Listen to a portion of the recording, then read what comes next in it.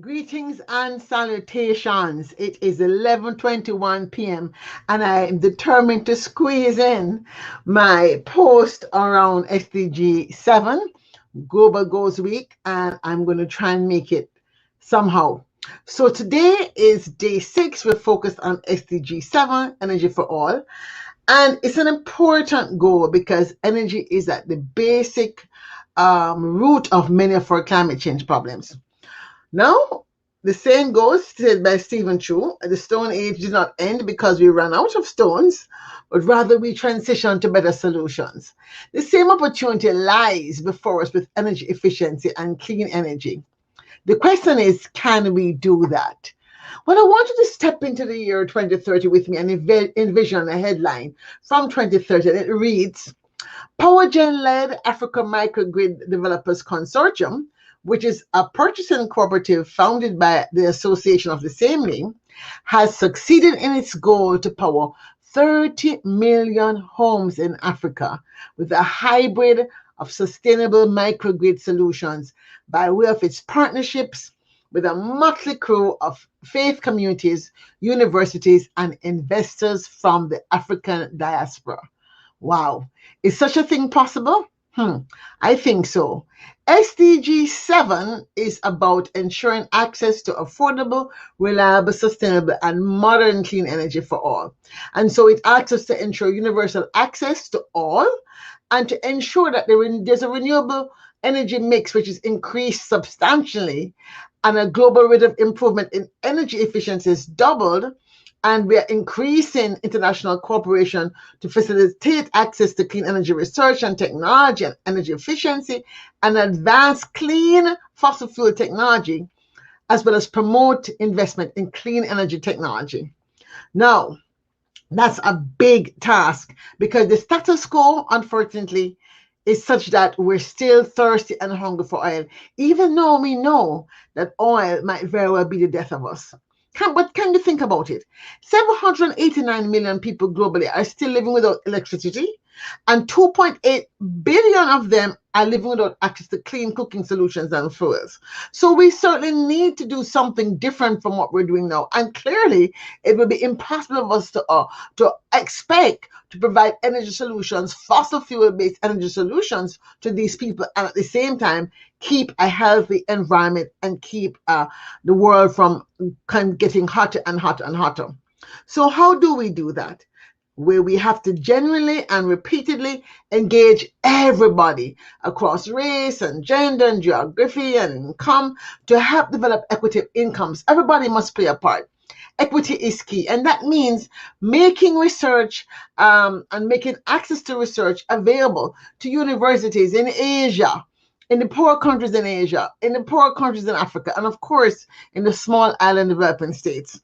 Back when I was doing my master's degree, I actually did my degree on energy.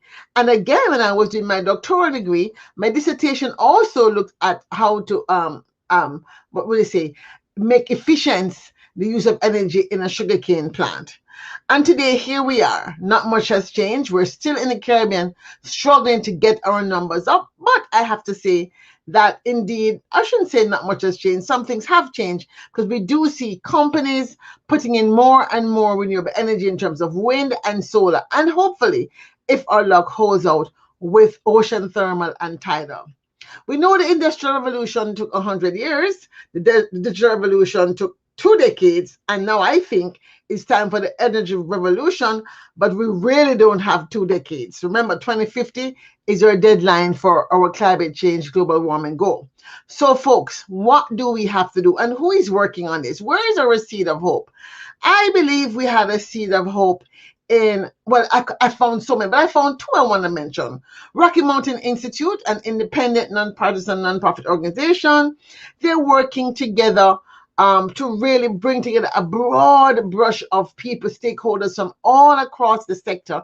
And it's really what I call a smart solution, looking at sustainability. They're looking at the metrics that matter. They have an ability to bring together different actors and agents in the ecosystem. They're looking at the resilience of the system, and they're looking most of all at technology and how they can use it in a transformational way. They're around 40 years old, so they're used to this whole systems thinking approach, which really is important to do this kind of groundbreaking and transformative shifts that are necessary.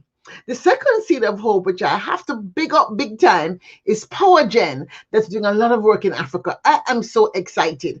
They're only what 10 years old compared to Rocky Mountain, which is 400 years old, and they have 300 staff, 4 continents. That's Rocky Mountain Institute I'm talking about. Power Gen is much smaller. They're only active in 4 African countries right now. But so far, they've been able, with the small funds they have, to reach and provide access to energy for 50,000 Africans that previously lacked energy. So they're deploying microgrids in Somalia, Kenya, Tanzania, Mozambique, Zambia, Uganda, Rwanda, Benin, and Niger. Now, I am thinking, what if they were to really partner in new ways and really push further to use the smart futures approach, where they look at other agents in the ecosystem, members of the diaspora who perhaps want to do so much to give back to those villages and communities from which they come. They're saying that they can expand energy access to 1 million people by 2025. I am betting if they were to put in place the partnerships I have in mind and to create new ways of working together and scale up and scale out the partnerships they have, they can make my goal of 30 million homes by 2030. I do believe it's possible. We just have to work smarter. Smart power, smart energy is not about just the technology, but it's also about the way we create our partnerships. So, folks, we can no longer continue with the status quo of doing things the same way, small groups, just one group working by itself. We have to create smart partnerships that can provide the clean energy finance and job training and research and development across Africa, Asia, and the small island development states we need, so that we can leave this planet to our children and grandchildren in much better shape than how we found it.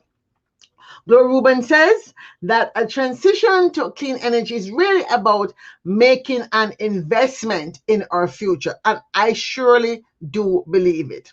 Think about it this way. If you think that energy is less important than the economy, try holding your breath while you're counting your money.